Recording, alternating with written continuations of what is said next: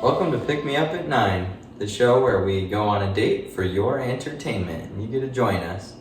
Tonight is going to be a fun discussion. We're gonna have our opening chat, and then we have a fun activity planned. Then we'll have our movies, shows, books discussion, and we'll have our Artsy Wrap Up. And we're excited to see everyone for our 4th episode. Yeah, it's been a fun new tradition for us. I've really enjoyed it so far. It's a good way to encourage us to, instead of just sending each other Instagram reels after we put the kids to bed at night, to have something to look forward to in the evening. So We do that too, sometimes. send each other Instagram reels? Oh yeah. Oh, all the time. All the time. That's definitely a tradition. Super fun. But for our open discussion, I had thought of a fun question. So for this episode, in our movies, shows, books section, we're going to be talking about Community. We're going to move on from the show Stranger Things for a little bit, and we're going to be talking about the show Community for a little bit, which is also on Netflix. But with that transition, I wanted to ask you, which character on Community do you relate to the most out of, either the study group or it could be someone else? Chang. No, I'm just kidding. I think honestly Troy, because he's kind of stupid. He's kind of an airhead. I mean, they're all airheads in some way, but that's his thing, is he's kind of an airhead, and I don't know. A lot of things go over his head, and he's kind of a little bit over emotional about things. I wouldn't have picked that, but yeah. I mean, I could see you being Troy for just like being goofy and trying to make things light and fun. Yeah. But not the stupid part. Devin's pretty intelligent. I try. I'm a pretty poser. booksy. I'm a poser. I do like to read. Reading is fun for me. But yeah, I'm just a poser. Who would you align with the most? I was gonna say Britta. Why is that? Just because she kind of puts on this front of trying to be tough and thick-skinned, but she's a softie, and also she's constantly trying to be an activist throughout the show. Yeah. And which is, a good thing, but it's like she doesn't really do anything to help her community or the world around her. Like, I don't know, they do all these, I don't know what you'd call them, like the oil spill one. Protests. Yeah, all these protests, or like the silent protest, and it's like not really helping the issue. And anyways, that's how I feel sometimes. I'm like, I want to change the world or do something great, and then You changed my world. Happens. Thank you. And you are the world to our kids. So that's something. Oh, that's so nice. Thank you. But yeah, I also just like how goofy she is. There's that line that she says that we often say, pizza, me so hungry. That's something you say. I don't, yeah. Well, there you go. There you go. She is Britta, I don't know. Yeah. Well, if you're Britta, who does she have a thing for? Well, she has a thing for a lot of guys, I guess. Kind of Jeff on and off. I could be Subway. And Troy. Oh yeah, Subway. She loves Subway. The man, not the restaurant. The man who's named after the restaurant. Yeah. Yeah. What about, for those who haven't seen Community, I'm trying to think what characters people know better. What Disney character would you relate to the most? Ooh, that's a hard one. I mean, just the first one that came to my mind was the genie from Aladdin. Okay. Robin Williams version, I right? love Robin Williams. He's awesome. Yeah. that one, not the new age one, the classic. Mm-hmm. I don't know who would you pair me with? I think that's perfect. I mean, he does a lot of maybe not dad jokes, but he's making puns, which Yeah. I guess puns aren't so much your thing. You're more like, you like to take things literally when you know they're not supposed to be literal. That's one of his favorite like bits to do. That's my favorite thing. And then you have a little bit of dark humor. Very dark. And you Not like to very be dark, but you like to be animated with your voice. So like the part where he's like, I can't bring people back from the dead. It's not a pretty picture. I don't like doing it. Yeah. That's you. I love that part. Yeah, that's a good one. Who would you be? Probably Rapunzel. Rapunzel? I gotta be Flynn then. Okay. Flynn Rider. I agree. So we can be a couple. If Yeah. we're not a couple in Disney, then what are we? Nothing. Just kidding. Yeah, I just like she has a lot of hobbies. You know, she's just kind of doing a lot of things to try to entertain herself while she's in this tower, Yeah. but she has that yearning for adventure. I feel that. Yeah. Yeah. So what have we done this past week? What's new for our viewers? Absolutely nothing. Just kidding. Is there anything? I don't know. We don't have any fun treats this time around for this episode. Tessa is drinking some yummy tea though, and I have water because I had a migraine all day today, and it's still kind of there. It's just a dull headache now. That's something that for people who don't know, maybe I've mentioned it before, I do struggle with headaches. I have a lot of migraines quite frequently. It's been getting a little bit better, but If anyone knows the secret to getting rid of them, yeah, it's been something I've had my whole life, so it's been bless his fun soul. to try to figure Always it out. when there's a big event going on, or like Yep. we've been in charge of something, like he's had to teach, Yep. you know, for a class or for church or Yep. anything like big, like a big presentation or something. He's like, oh, I happen to have a migraine today. Yeah. I mean, That's the worst. That's the frequent thing. It's frustrating. Both of our kids, when they were born, I had a headache, so don't know why. I mean, I hydrate well. I'm pretty sure I actually do know. I have a TMJ, locking jaw, kind of pops every now and then, and I think that it's tied to that. But there's also other things that give me headaches too, so. Me. No. I've been told that I should go and get my, Just say it. what's it called? The part of your ear, your daith. Yep. That's what it's called. Yeah, and I've been told that I could go and get that pierced, and I was recently talking to someone about that, and they mentioned that they also used to suffer from TMJ and had migraines, and then they got the daith piercing, and then the TMJ went away. So Yeah, it's one of that would those be things where a lot of people talk about that, but there's like not enough evidence to like really say like daith gets rid of headaches. I don't know, not enough studies. yeah, But it's one of those things that I always hear like, yes, go do it. So it's kind of interesting. if there's no literature tied to it, I have a hard time jumping on board with stuff, and that's a newer thing since being in school. But I mean, school is teaching me to be a scientist, and so I've learned, you know, through this study of wildlife that science applies to everything. And so now I'm like hearing things that people say, and I'm like, that's a weird idea. Sources? Yeah, what sources are you using? What population size are you referring to? What's the population extent? Like, where did that cover exactly?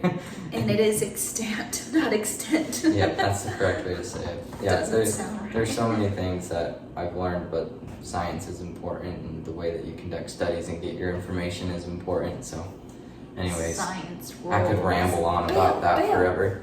Singing Bill now. haven't watched Bill Nye since, like 3rd grade, 4th Oh, really? grade. I think I watched a few in middle school. Yeah. I would watch it for fun, currently. I think the last time I watched something from Bill Nye was when our brother-in-law, her sister's husband, I was thinking the same thing. he showed us, I can't remember if it's Japanese or Chinese, it's the the Oriental version of Bill Nye the Science Guy, the theme song. And instead of saying Bill, they say beer. Bear. So it sounds like a drinking song. We don't mean to insult anyone on accents, but it was just It's so, great. It's so funny. We love it. Should we hop into our activity here? Let's do it, yeah. We got paper. I also have paper. This paper is a little bit more thick, I guess. We're going to be doing origami for our activity today. Sweet. And the last time I did origami, didn't happen. Origami was not happening. So hopefully it works out well today. I found a little tutorial. I think it works better to use thin paper, so I might just use a white one too.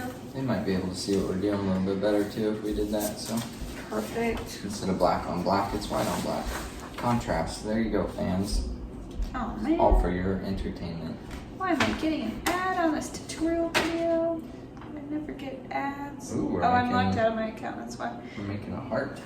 Yes. Easiest origami heart ever. We'll see about that. I got this from Easy Origami. It's got 1.3 million subscribers. Okay, so we got our square. And then, He looks like he wants to fold it in half. I'm sorry, there's already lines in here because I had to cut these into squares. Oh, that's alright. Okay, so he does. So we're gonna fold step along ahead that line. then. You got us started. I think most origami fold triangular like that anyway, so. Then we do another, let's get an X kind of shape.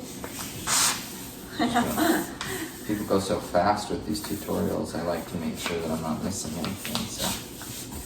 Kindergarten and first grade were fun, but like doing our projects in school are always a little stressful because they're like, then you do this, and I'm way behind. Everyone's on the 5th step, and I'm still on step 2, and I'm like, You're the kid in class that's like crying, like trying to do the art project. actually. That's funny. You mock my pain. Okay. Bring the tip down. Get to the center. Like that. And then bring the lower point up. So far, not too shabby. It turns out it just becomes like a paper boat instead. Surprise! Okay. And then we're almost done here. Might have, You could leave it at this step, but I'm pretty sure he does more. yeah, This is what we got so far. not bad. And we've only had to pause this once. So he flipped it a little. Yep. Okay. Then you bring that point Yeah, down. this one's a quick one. I might have time to do the other one. The backs. That's what I wanted to do. That one might be quite a bit more challenging. Mm-hmm. We could even chat community while we do it, probably. That's true. Bada bing, bada boom. Ah! How? Mine You is... just folded mine's a the fox. sides too far in. Okay. See what I mean, guys? His dad's an artist. I like it. So my dad is a very his talented blood. artist. Maybe someday for our artsy fartsy section, we'll introduce a couple of his paintings or something like that and promote his art on the channel. I'm sure he would love that. He's very talented though. He's super talented. Yep. I won't give his name out just in case. We'll always double check. Yep. Just in case. Got your heart on, not your sleeve. It's cool. I like it. I'm thinking we should jump into our community. Let's do it. We're already quite a bit of the ways through. So our movies, shows, books discussion. This is our first time talking community. And I kind of liked how we talked about different characters with Stranger Things. And there's a lot of characters in community with the study group. And same with Stranger Things, but we decided we would talk about a couple at a time. So for this episode, we wanted to talk about the Dean and Jeff. Yep. Dean Pelton and Jeff Winger. The ultimate bromance, but it's a little one-sided, right? It seems that way at times. Yeah. Did you have any?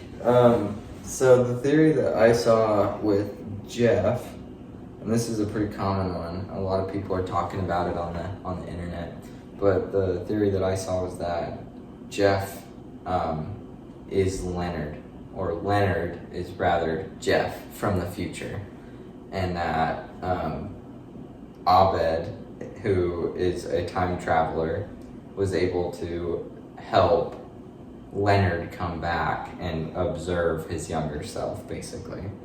And people are like, well, that's kind of weird, but is it? Because they seem to have a lot of similarities.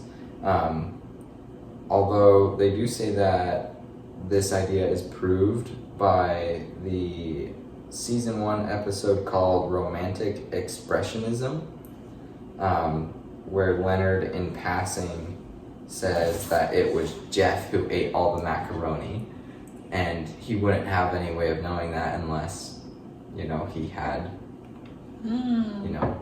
of course, if he was Jeff. He also knew that Jeff had kissed Annie, but he was in the bushes that time around, so maybe Leonard is just sneaky, who knows? I could see him just being sneaky. He's kind of a creeper. Creeper's gonna creep. Yeah, I do like his YouTube channel where he just tries different stuff. Oh yeah, that cracks me up. The exiting song. I'm as hot as hell and you're about to get shot. It's just so out of the blue.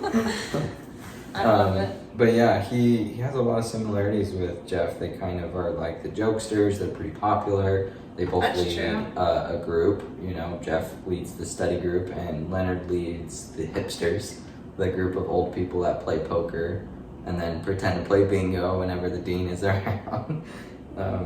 They both got their big egos, and I feel like Leonard is an example of like what happens if you just let your ego to continue to get carried away from you. That's true. They also say that it's because Jeff is so annoyed with Leonard. Like people say that if you are around yourself a lot and you're in your own head a lot, that you're often kind of down talking yourself and you get annoyed with yourself. So people think his annoyance with Leonard is because they're the same person. Shut up, Leonard, Right. So it's an interesting theory. We forgot to give the spoilers disclaimer, but it's a comedy show, right? I wouldn't call it a sitcom. Yeah. I don't know. What even classifies as a sitcom?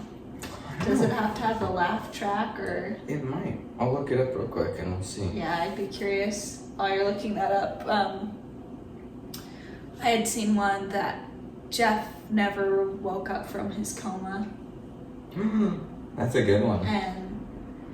And I think the theory that I saw was that he never woke up from his coma in that specific episode because the things in that episode following were kind of weird and off.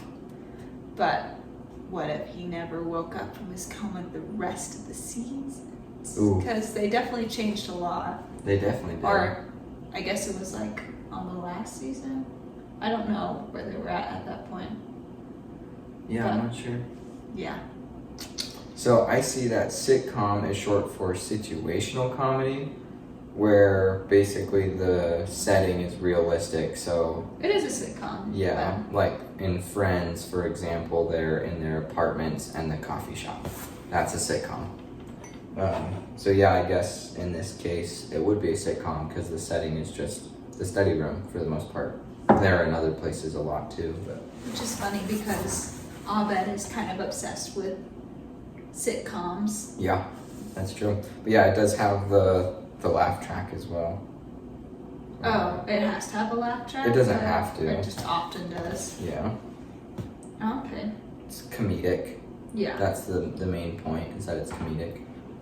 So, interesting. Yeah. The more you know. Did you have any other theories about Jeff? No. No, I didn't. Okay. Then Dean Pelton was the other character that we were going to talk about, though. And I couldn't find any theories on Dean Pelton except for one, and I think it was the same one that you found. Yeah. Which is basically that Dean Pelton was responsible, or at least in part, for the murder of the vice dean, Laybourne.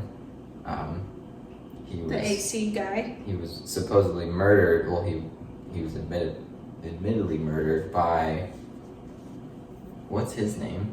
I forget the guy's name. One of the assistants in the AC repair school. One of the leaders of the AC repair school. Yeah, I'm blanking on that too. But Troy gets the confession out of him in the Chamber of Death. Or the Sun Chamber, that's what it's called. That's one of my favorite moments of all of Community, is when the guy introduces the Sun Chamber and he's wearing this huge get-up, and he's like announcing as if it's a cage match style type of thing. And then his friend walks in and he's like, "Come on, Dennis, are you on coke? Yeah. Get out of here. It's not that there's no rules. Of course we have rules." I love it. That's my favorite part. Don't know why. It's just super funny to me. Yeah. Love the Sun Chamber. One thing I had thought about was that the dean is not qualified to be a dean, just because so many of It's true. the professors are just wacky and the courses are meaningless. Like there's the history of ladders. There was was the ice cream class fake? Was that a fake class? Yeah. That Jeff made up. But there's just a bunch of really weird classes, and we end up finding out that Chang wasn't actually qualified. Like he wasn't actually a Spanish teacher. The dean was just like, okay. Yeah, he faked his degree just like Jeff faked his law degree. So yeah, to me it makes sense that the dean just like somehow got away with it, and it's just this kind of this sloppy school, run by a dean that's not really a dean. Yeah. And then I could just also see the dean like being a big part of like being behind the scenes of keeping the study group together and arranging things throughout the show. Or I know that there's a second college that's kind of their competitor. What's that college called? The City College. Yeah, City College. I've wondered before, this is not something I've read, but I've wondered if maybe the City College is not real, and that Dean Spreck is Dean Pelton's like boyfriend or something, and that they help her ex-boyfriend. I don't know, and they help each other. Tension. Yeah, like whenever he's involved, it usually ends up playing out pretty well for Dean Pelton and his school. I mean, even though most of the time it's involving like paintball and they destroy the school, but in the end they end up like winning money and stuff. So I wonder if they're like colluding somehow to make people really not want to go to City College, and if City College is even real at all. So, I mean, I don't have any evidence really, it's just a thought, but That's interesting. I don't know. Yeah. There's really not a whole lot of theories about Dean Pelton. He's kind of one of those characters that's just very consistently funny. Yeah. And you know exactly what to expect. He doesn't really undergo too many changes. I feel like he definitely like has a lot of emotional and mental health issues that he's like, I mean, a lot of that's obvious, but like he clings so much to the study group that I feel like he has like a lot of depression or loneliness. You know, he's always dressing up when he sees them and talking about them on the intercom. So I feel like he definitely is seeking this validation or acceptance through the study group, which makes me think, you know, that's part of the reason why some of their graduation is delayed a little bit. I mean, you see Annie trying to delay that and get them to be in classes too, but the dean definitely has some of those obsessive controlling behaviors too. I mean, he like reads their emails and spies on them and stuff. I mean, he's a level 4 susceptible, which apparently is extremely rare. So with level 7. I think. A level 7 something susceptible. If you're familiar with any of these episodes, if not, you don't know what we're talking about. But it's a great show. If you haven't watched it, go watch it, rewatch it, find all these things. Watch the series is my recommendation, and then go read a bunch of fan theories and like things that people have noticed about it, and then watch it again. It's hilarious. Yeah, they're pretty short episodes, right? I think so. It can't be more than like 20 or 30 minutes like a typical sitcom would be. Yeah, so, I think so. I'm encouraging you to binge watch them. Binge watch. Yeah, I think those are our theories on that. What's our last thing here? Are we on to poetry already? We might be. Yep, we're on our artsy wrap up for the show. So now we're going to, usually we're going to be doing poetry, but in the future we may do music. We're both musicians. We might do art, or who knows? Like I mentioned before, my dad's an artist. Maybe we can feature other artists on this part of the show. We'll see. But yeah, we have poems. Did you want to go first this time and share your poem first? Yeah, I looked up poems that talk about writing. Nice. I just thought that would be kind of like Inception poetry about poetry. This one's not necessarily about poetry, but it's about writing letters. Nice. It's called Recipe for a Good Letter by Amos Russel Wells. He says, to write a good letter, take a handful of grit, a plenty of time, and a little of wit. Take patience to set it and stir it all up. With a ladle of energy, then fill a cup. With kind thoughts and helpful thoughts, merry thoughts too. With bright words and wise words, and words strong and true. Mix all these together, and then add for spice some good news, some funny news, all news that's nice. Then seal with a love kiss and stamp it with care. Direct to your friend's heart, and presto, 'tis there. I like that. Yeah, I like it a lot because that's a lot of how Devin and I got to know each other, was through emailing each other, and we kind of had a long distance friendship for a while before we started really dating seriously. And that's true. Yeah, you can learn a lot about a person through writing because you can actually process your thoughts more, especially if you struggle with processing your emotions or thoughts, or figuring out how to word things, right? So it was a good way for us to bare our hearts to each other. Yeah, that's true.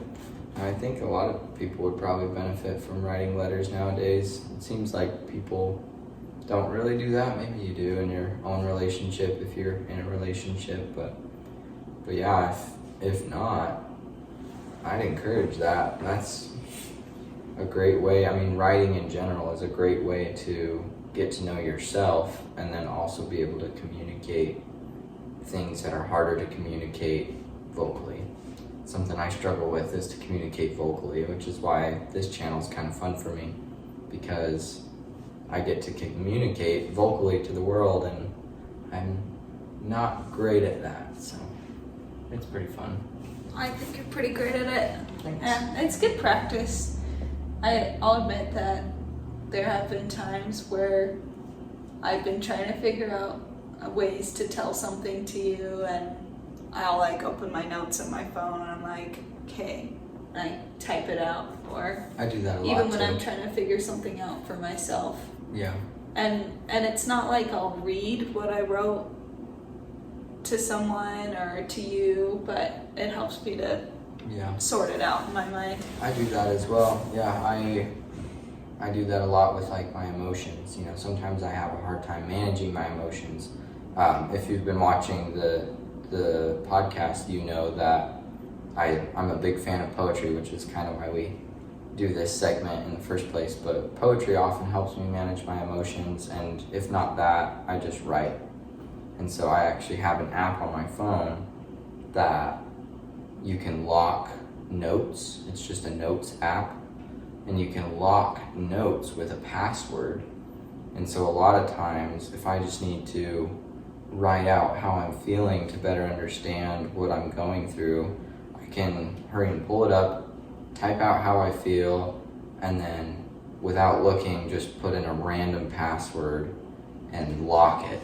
And so I actually don't have access to any of the 20, 30 notes that I've written over the past couple years since I started doing that. And I've never been able to go back and look at those, and I haven't tried, you know.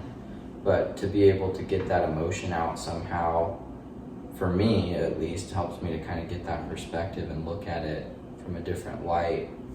And usually it's to realize like, well, I'm just kind of overreacting, or I'm being silly. Yeah. Happens to me a lot too. But also other times it makes me realize that maybe my feelings are valid and I need to spend some time changing or working on something. So that's super smart. I need to check out that app. What's it called? I think it's just called Notes. Let me see. Notebook. Notebook. Okay. That's all it's called. Sweet. Yeah. So my poem is by Emily Dickinson. She's a pretty popular poet. It's kind of a short little poem that she wrote called Hope. I always feel like there's a little bit of a need for hope in the world, and especially right now with circumstances how they are in different parts of the world, I feel like hope is a good message to share. So here it goes. Hope is the thing with feathers that perches in the soul and sings the tune without the words and never stops at all. The sweetest in the gale is heard, and sore must be the storm that could abash the little bird that kept so many warm. I've heard it in the chillest land and on the strangest sea, yet never in extremity it asked a crumb of me. Can I see it? Yeah. It's a great poem. I like how she is comparing this hope to what's quite clearly a bird. I like that. I think that trying to picture how one thing is like another thing is in a big sense how poetry is as a whole, but the way that she does it is fun. Well, I'm pretty sure that she's like British Okay, probably. or something. That's a pretty British name. Yeah, and so when I read this, I picture reading it in a British accent so that it actually rhymes, because in American English it doesn't really rhyme too closely. that perches in the soul and sings the tune without the words and never stops at all. You know, like right. Soul, all. At all. Yeah, That completely rhymes. different. But if you say it in our version of English, it doesn't really rhyme. So it's a great poem. That's funny. Emily Dickinson is very, very talented. Yeah, I feel like that's a pretty common symbol. The bird. Yeah. Right? Bob Marley talks about it. 3 little birds sat on my doorstep. Yeah. Right? Yeah. Singing a song of hope. Yeah. People think of the rainbow as something that means hope. Like, isn't that the symbol for, like when people have lost a baby or a miscarriage and then they have a baby? Yeah, rainbow baby. Rainbow baby. I've heard that. So, symbols are awesome. I love it. Yeah, for sure. Well, I think that is all that we had for you today. If you've just found our podcast, we encourage you to go and look at previous episodes and share it with your friends. Give this video or however you're viewing it a like and leave a comment. Yeah, thanks for joining us for our 4th episode, and we look forward to having more episodes and more fun on our little date nights with you. So in the meantime, have fun and keep the conversation going. See you guys. Bye.